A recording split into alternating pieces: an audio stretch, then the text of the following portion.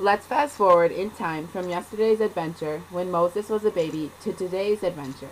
Moses had many adventures in his life. First, he was a powerful prince of Egypt. Then, one day, he saw an Egyptian master beating a Hebrew slave. Moses became angry with the master and killed him. After that, Moses had to run away and hide in the desert. There, he met a man named Jethro. Jethro let Moses live with his family. Eventually, Moses became a shepherd and married one of Jethro's daughters. Time went by, and back in Egypt the Pharaoh died. The Hebrew slaves cried out to God, and he remembered the promise he made to his people many years ago. The time had come for God's people to be free, and so God chose Moses to be his voice in Egypt. At first, Moses didn't want to go back to Egypt, but he finally listened to God and returned to the new Pharaoh's palace. Moses went before the king 10 times, each time asking for Pharaoh to free the Hebrew slaves, but Pharaoh refused.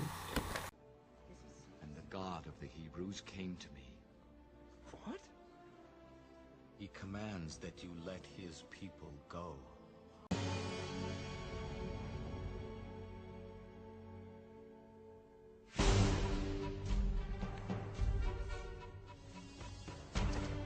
I do not know this God. Neither will I let your people go. So God turned the water into blood. So God sent frogs. Now God sent gnats. So God sent flies.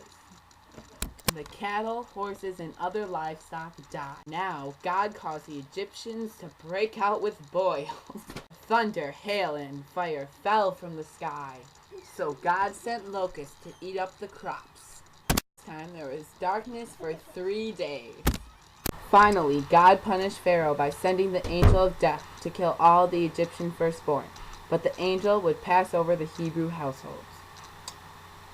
God told the Hebrews to paint the blood of a lamb over their doors, and the angel of death would pass over them. At midnight, God struck down all of the firstborn of the Egyptians, and finally, Pharaoh agreed to let the Hebrews go. Have my permission to go. The Hebrew slaves left Egypt, rejoicing and praising God.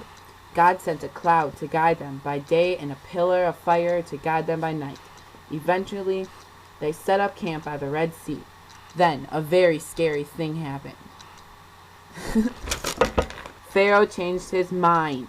He called all of his soldiers and sent them out after the Hebrews. But God was with them, ready to rescue them. God told Moses to lift up his staff and stretch out his hands over the sea.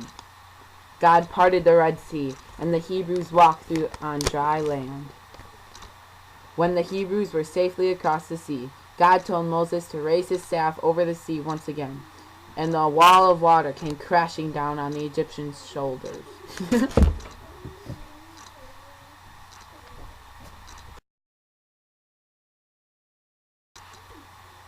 God destroyed the Egyptian army, and the Hebrews were safe once again.